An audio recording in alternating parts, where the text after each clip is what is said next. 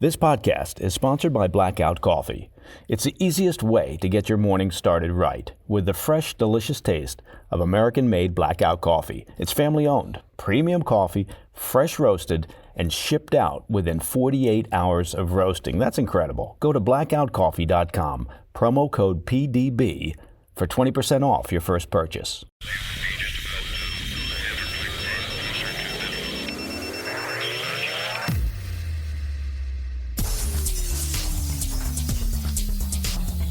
It's Wednesday, 20 March. Welcome to the President's Daily Brief. I'm Mike Baker, your eyes and ears on the world stage. Let's get briefed. We're going to start today with news out of the West Bank, where the Palestinian Authority is breaking ranks with its counterparts in Gaza in a very public way, laying the blame for the current crisis squarely on the shoulders of the Iranian-backed Hamas. Later in the program, we'll turn to the Caribbean, where Cuba stands on the brink of disaster with rare street protests amidst prolonged blackouts and food shortages.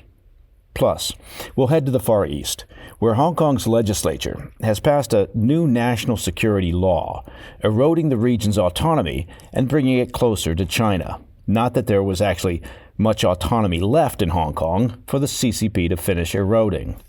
And in today's Back of the Brief, as TikTok legislation winds its way through Congress, investors are lining up to potentially buy the video sharing app, including some investors from Saudi Arabia. But first, today's PDB Spotlight. While most of our attention for the past several months has rightly been on the war in Gaza, the horrors of Hamas's 7 October attacks, the IDF's efforts to destroy Hamas, and the resulting humanitarian crisis there, today, I want to focus on some very interesting developments in the West Bank. Now, as you already know, the West Bank is governed by the Palestinian Authority under President Mahmoud Abbas. The enclave split from Gaza, politically speaking, in 2007, when Hamas formed its own government there after defeating and expelling the rival Fatah Party, which continues to dominate the Palestinian Authority, referred to as the PA, to this day. What you might not know is that the PA saw a major shakeup earlier this year, with the Prime Minister and his entire government submitting their resignations just last month in February.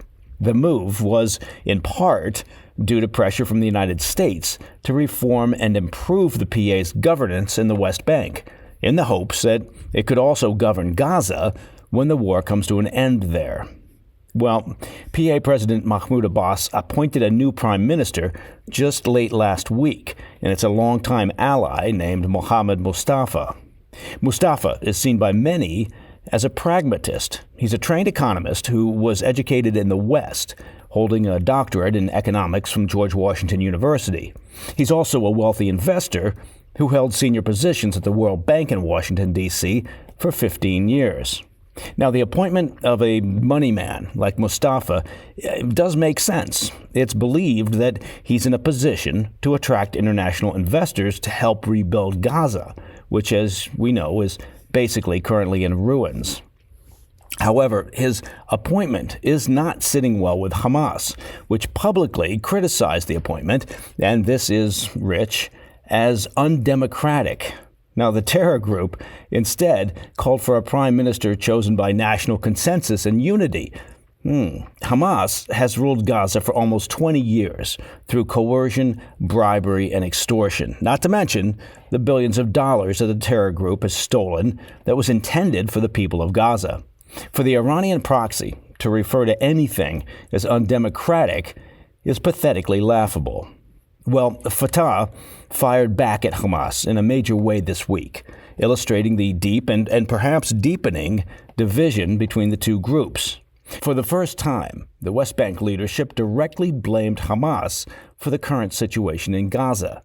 Fatah wrote of the criticism, quote, "Did Hamas consult the Palestinian leadership or any Palestinian National Party when it made its decision to carry out the adventure of last October 7, which led to a catastrophe more horrific and crueler than the Nakba of 1948?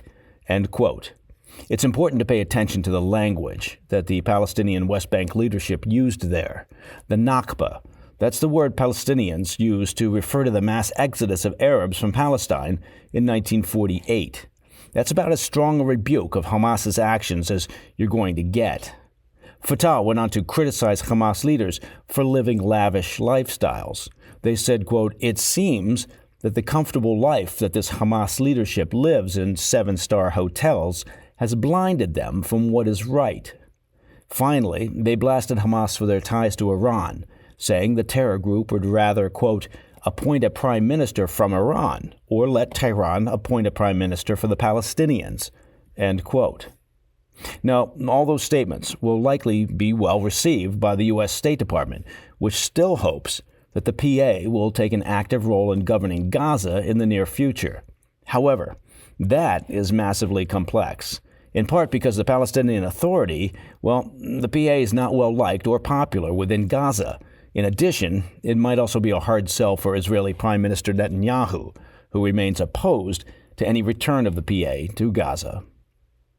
All right, coming up after the break, Cuba faces unprecedented challenges with massive blackouts and critical food shortages, igniting rare protests in the streets. Then we'll take a look at a significant shift in Hong Kong as its legislature enacts a new national security law designed to remove any last remaining embers of autonomy on the island. I'll be right back. Welcome back. I want to turn our attention to Cuba, a country that often gets overlooked in the current geopolitical discussion. But Cuba should be on your radar screen, as the nation is facing an economic crisis that could collapse the current communist government. Hundreds of Cubans took to the streets of multiple cities on Sunday to protest hours-long power cuts and increasing food shortages.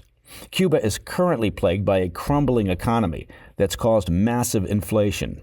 To illustrate just how bad the situation has become, many state salaries are now worth less than the cost of a carton of eggs, and that's according to a CNN report. Cuba's financial crisis has also caused major fuel shortages, which forced the ruling government to hike the price of fuel by more than 500% earlier this month. Now, due to the scarcity of fuel, the government has also instituted regular power cuts throughout the country. And to make matters worse, the population is also facing a shortage of medicine, and that has prompted Cubans to migrate to the U.S. in record numbers. In a rare display for a government that does not typically allow organized dissent, Cuban President Miguel Diaz-Canel acknowledged the protests in a formal statement on Monday this week. Diaz-Canel said the government wants to, quote, "attend to the complaints of our people, listen, dialogue, and explain the many efforts that are being carried out to improve the situation," end quote. The statement seems to be a tacit acknowledgement, at least, of the precarious position that the communist regime is in as they attempt to navigate the current economic crisis. Facing shrinking domestic production, strict U.S. sanctions, and a tourism industry that never really recovered from the COVID-19 pandemic, Cuba's economic outlook is arguably the worst in the 30 years since the Soviet Union collapsed, according to a Bloomberg analysis. The ruling regime, for their part, are putting most of the blame on the long-standing U.S. trade embargo. Like any good communist regime, also, President Diaz-Canel is looking for a scapegoat, recently launching an investigation into his former economy minister for alleged corruption.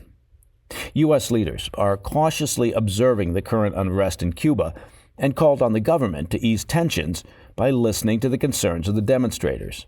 American officials are eager to ensure that the discord doesn't deteriorate into widespread chaos, much like what we recently saw in Haiti. The U.S. Embassy in Havana said Monday, quote, "We urge the Cuban government to respect the human rights of the protesters and address the legitimate needs of the Cuban people," end quote. Well, that should do it.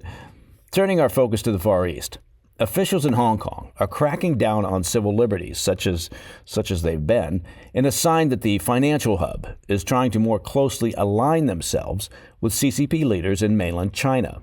Hong Kong's legislature, all basically handpicked by the CCP, unanimously passed a new national security bill on Tuesday that critics say significantly erodes freedoms and could be used to further stifle political dissent. Now, the law in question, known as Article 23, introduces 39 new national security crimes, covering areas including treason, sabotage, espionage, external interference, and unlawful handling of state secrets. The vague language in the new law is what has critics particularly concerned. The bill contains broad definitions of what constitutes a crime, with grave penalties for those who find themselves on the wrong side of the law. City leader John Lee, again handpicked by the CCP, hailed the legislation as a, quote, historic moment for Hong Kong, claiming that it plugs security loopholes and will restore stability within the city. Notably, he said Hong Kong leaders, quote, did not let the central government down. Well, that's nice, with their vote of reference to Xi Jinping's ruling CCP and their influence in the city.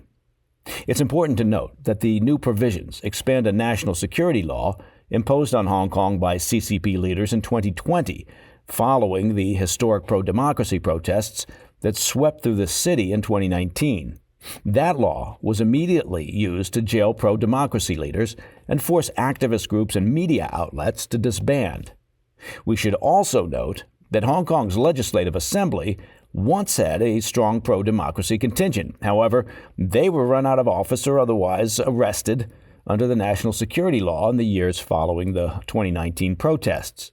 The local election laws were formally overhauled in 2021, allowing only Chinese patriots to hold office in the city.